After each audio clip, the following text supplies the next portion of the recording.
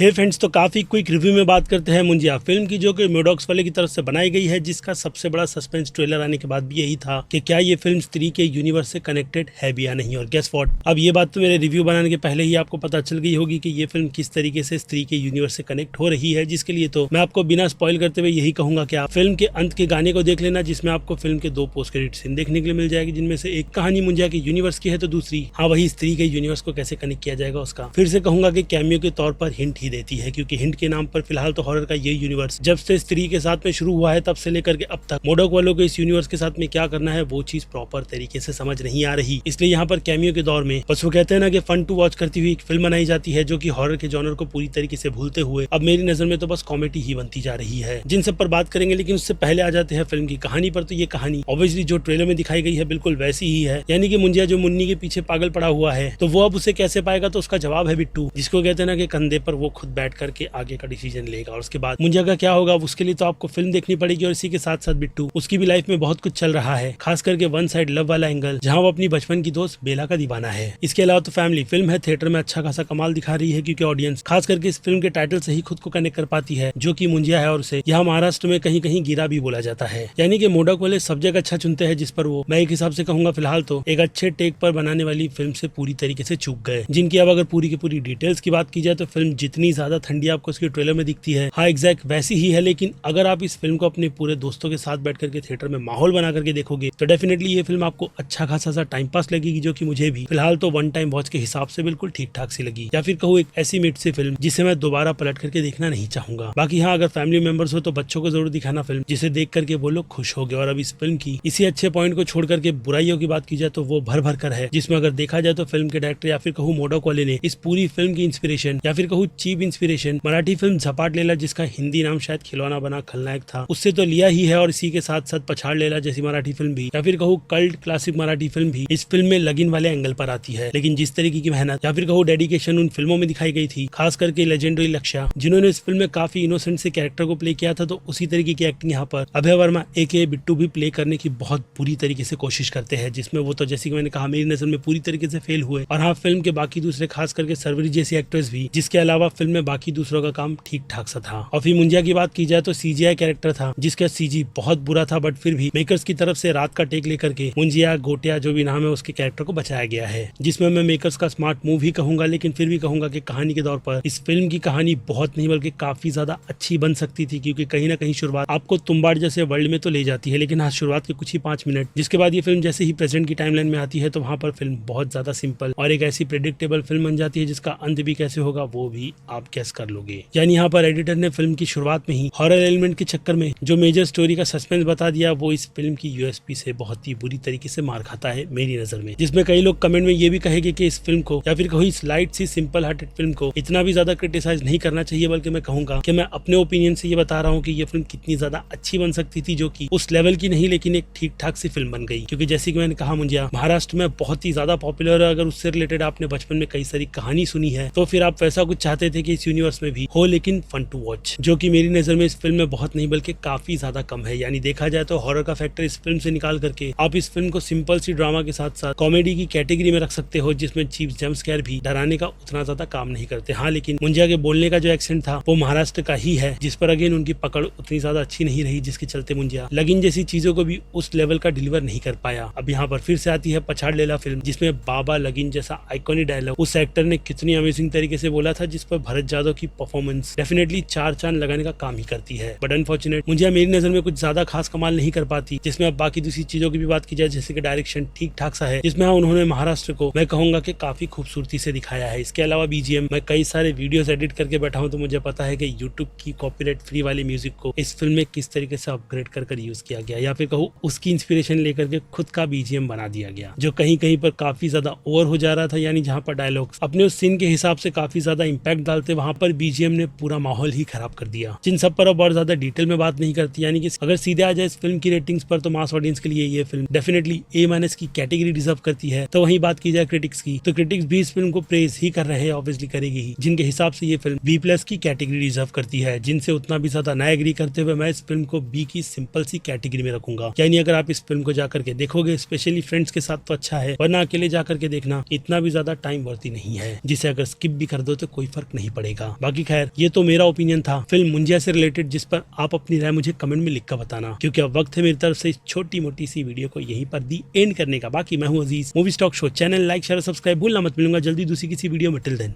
Bye.